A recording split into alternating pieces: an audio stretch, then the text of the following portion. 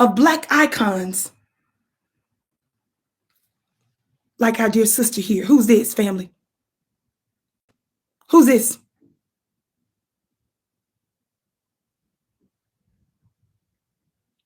Ida B. Wells. You bootlicks love to talk about Ida B. Wells and her counterparts during that time. You guys love to go back in the day and discuss Black people and stuff like that. Let me tell your funny looking self something. Who was Ida B. Wells? You all know I've discussed her on a number of occasions. But for those of you that don't know, Ida B. Wells, as this article that I'm reading from right now, written by The Guardian, it says Ida B. Wells is the unsung heroine of the civil rights movement.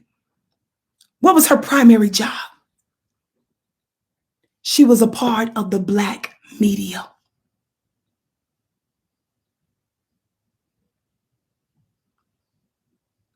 Dr. King wasn't outside most of the time doing the work. Slowness.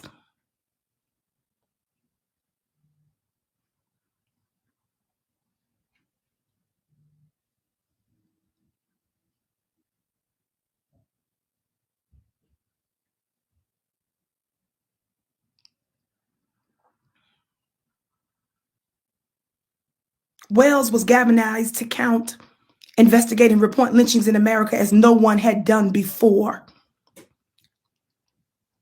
Hurling her 5-foot frame into hostile territory with all the fearlessness of a war reporter.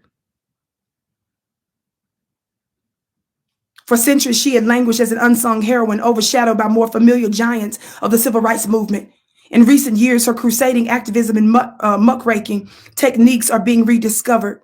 A Society for Investigative Reporting bears her name. The New York Times, which once branded her as a slanderous and nasty-minded, this is the New York Times once called her this, a slanderous and nasty-minded mulletrist, just published a belated obituary, and there are moves to name a street after her in New York and to build a monument in Chicago. Talks about the fact that she was born in Holly Springs, Mississippi during the Civil War. Of course, that's another reason I love her, because I was born and raised in Mississippi. She was orphaned at 16 after her parents, as well as her younger brother, died from a yellow fever epidemic. She found work as a teacher to support her 5 remaining siblings, then moved to Memphis, where she became a leading journalist and civil rights activist. It goes on to say so much more about her work. But I want to skip down here. By the time Wells turned 25, she was a co-owner and editor of the Free Speech and Headlight, a local Black newspaper, a platform she used to skewer racial inequality. Then came the People's Grocery lynching. She denounced it in print, armed herself with a pistol, and spent months traveling alone. Spent months traveling alone in the South, researching more than 700 lynchings from the previous decades. This sister was bad. Some of the 4,075 African Americans were lynched in 12 states, southern states, between 1877 and 1950, according to the Equal Justice Initiative 2025 report, Lynching in America. Some were witnessed by big crowds and children, picnic baskets, so forth and so on. It talks about her great-granddaughter. She says they would torture people before they were killed and dismember them afterwards and pass along the body parts. It was shocking to me that people would take bones as souvenirs. The more I learned about the level of violence, the more I appreciated what it took for her to do what she did. I'm just amazed. Wells visited places where people had been hanged, shot, beaten, burned alive, drowned, or mutilated. She examined photos of victims hanging from trees as mobs looked on, pored over local newspaper accounts, took sworn statements from eyewitnesses, and on occasion even hired private investigators. It was astoundingly courageous work in the era of Jim Crow segregation, in which women did not have the vote. These places would have been hostile to a Black person questioning these communities at all. It says more and more and more, but the emphasis I wanted to make was that was the major platform in that day. And she used her platform, her feet, her intelligence, her brain, her journalism, ended up owning her own outlet. And when she did the investigation, she didn't take a camera with her, Roro, to say, look, we're here. No, she was taking sworn statements. She was investigating.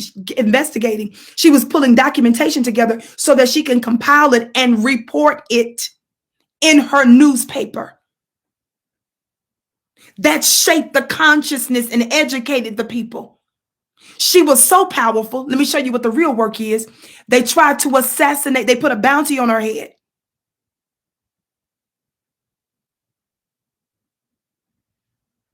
Don't you dare disrespect the work of We the Black Media, the real new Black media.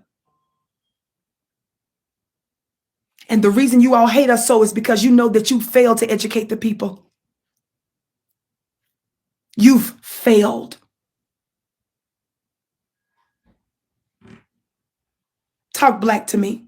Now, I'm not going to go any further on that issue, but I wanted to get that off my chest because some of you Negroes are so easily bamboozled that when somebody talking about that they doing the real work, but at the same time they disrespect our work that we're doing here. How dare you? Why did we even have to use these platforms in the first place? Because we would remain voiceless. My sister Naturally Tour says you bring that thunder down on them. Thank you, beloved.